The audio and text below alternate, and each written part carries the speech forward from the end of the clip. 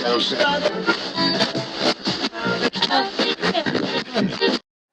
guys, it's Natasha. So I realize this is really late, but I'm gonna do it anyways because I'm super excited to watch this episode of Attack on Titan. I've been really busy throughout the week. I'm studying for my law school admissions test. I'm really nervous about it, but you know what? I figured take a study break, do this video. And yeah, so again, this will be a reaction review. Just so you know, there will be spoilers, so if you have not seen episode 24, please go watch that before watching this. I highly recommend it. And I will see you guys after I'm done watching the episode. Alrighty, so see you later. Bye.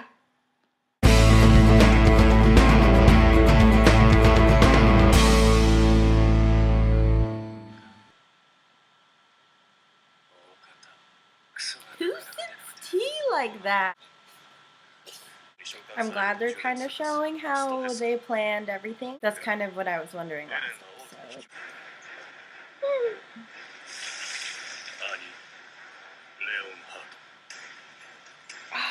And he's so badass. I just hate to love her. It's just so great. She's great.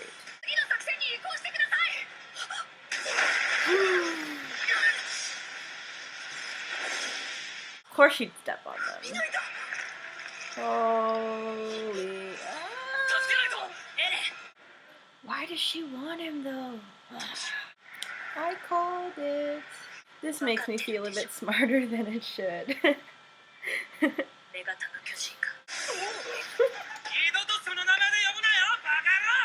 Couldn't they tell it wasn't him? Fooled twice. Oh my gosh. How long is she gonna stay down for though? Oh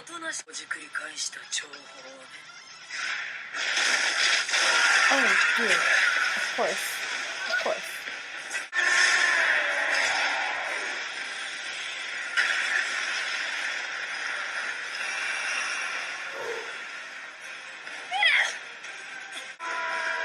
Oh no.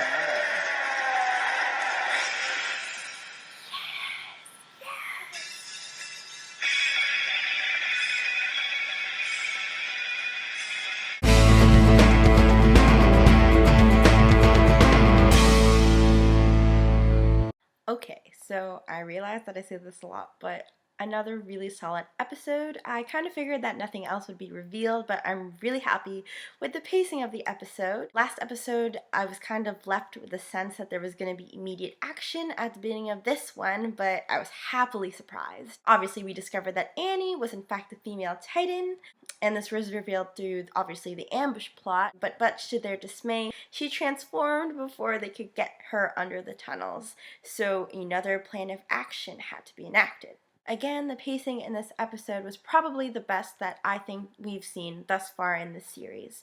I really liked how the flashback demonstrated the process of developing the ambush plan. It also really, I felt, exposed Aaron's struggle with coming to terms with the fact that Annie actually was the female Titan, and this clearly impacts him later on in the episode as this prevents him from being able to transform into his Titan form. Really shows a lot about his character that we already know. He is driven, but also overly emotional.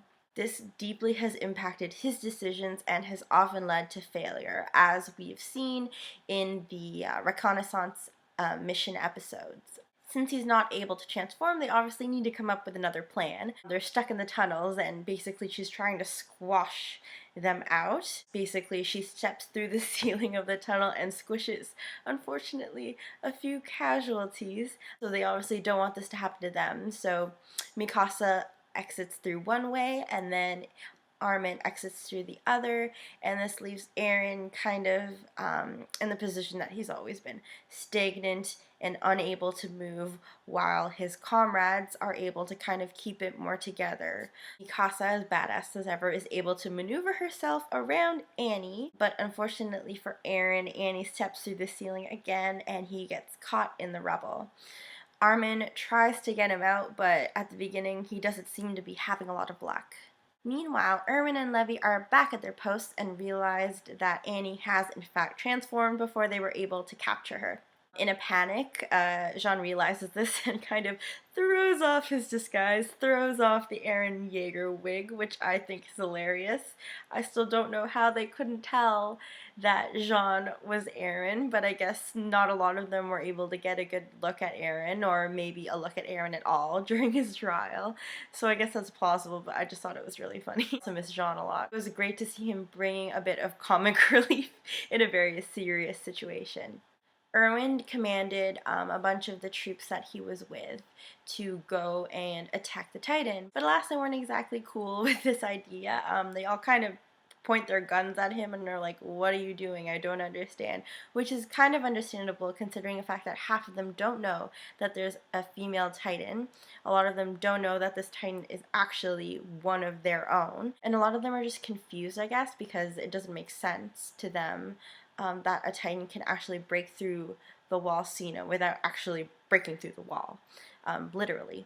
Then the show kind of goes on after that. The troops attempt to trap Annie again with nets and all this fancy stuff, and it works for a while. Annie, being the little bugger that she is able to escape. So Jean makes his way to the other troops, as well as some other soldiers, and they kind of band together and make their way to the site. An incredible display of badassery is just demonstrated. I mean, watching Annie fling around troops again like they're yo-yos, while watching other troops kind of demonstrate this really awesome, I don't know, sense of acrobatics. Like, it was just really cool to watch. It's probably the best eye candy that I have seen in a really long time.